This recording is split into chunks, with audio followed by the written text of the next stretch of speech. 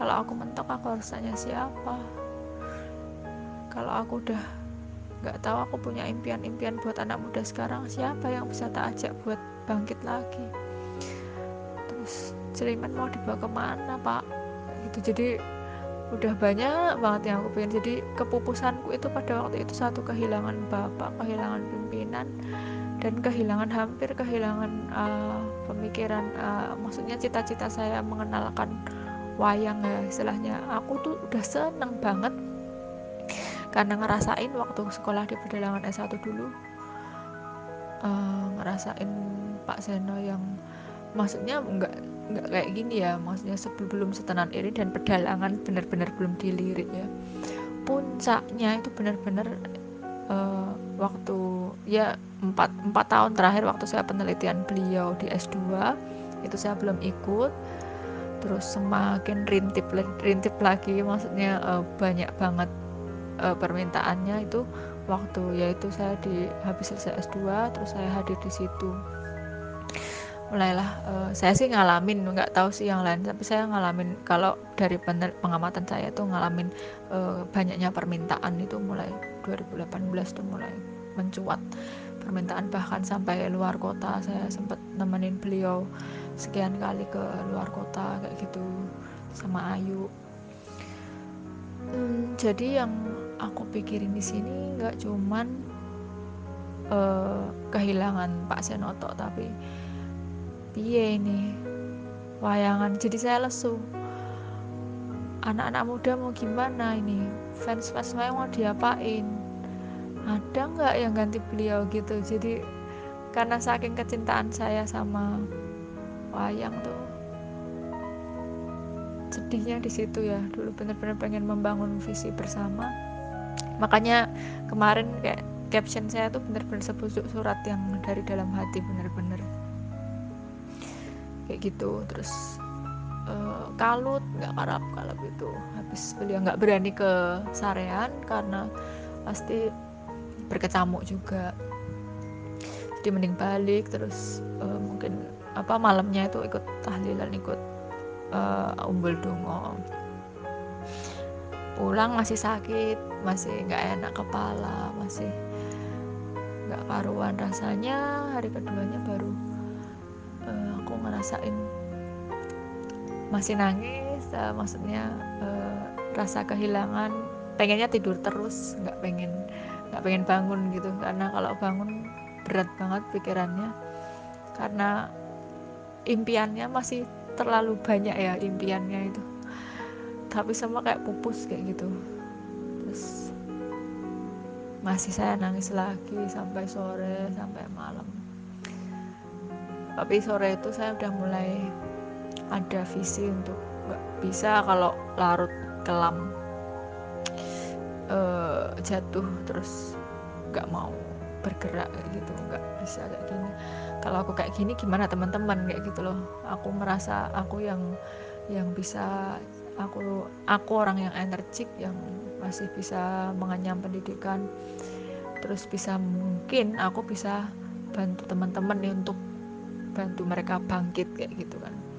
Berarti apa yang harus aku pikirin?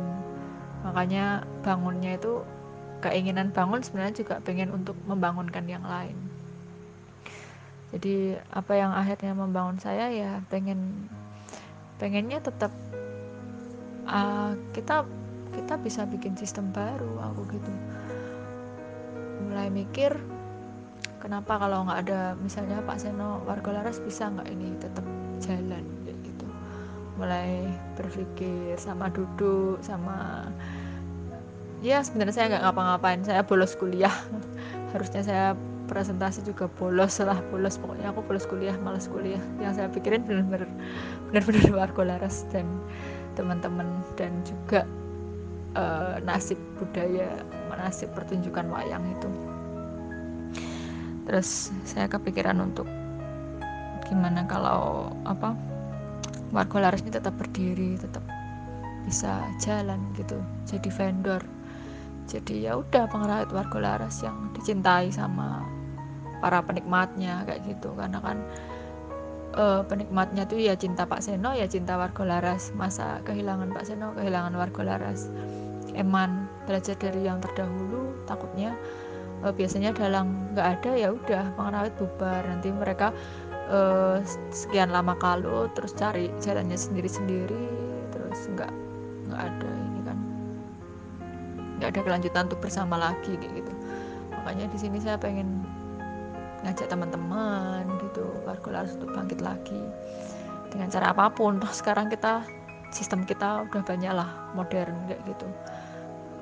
Kenapa nggak yang tradisi ini kita angkat, tapi kita pakaiin sistem yang lebih bagus lagi kayak gitu. Kalau dulu sistemnya terpusat, mungkin kita bisa pakai sistem baru yang ya warisannya Pak Seno kan, ya streamingnya, ya Warga Larasnya, ya sistemnya yang selama ini udah tinggal jalan aja, kita tinggal berangkat aja udah jadi itu pertunjukannya. Nah itu kan yang diwariskan itu.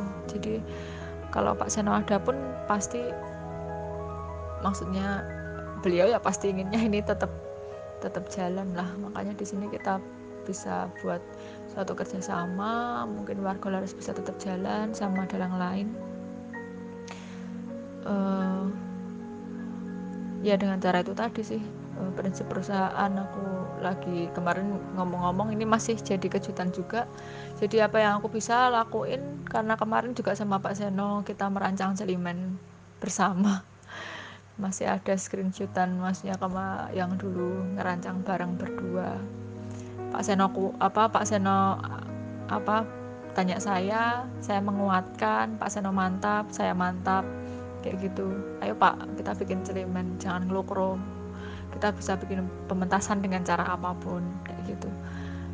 Beliau ada ide, saya dukung dengan ide lain, terjadilah Celimen sampai sekarang, kemarin itu sampai di bulan November awal itu kan. Ini pun masih ada penanggapnya. Nah penanggap ini apa ya, mau dianggurin gitu kan.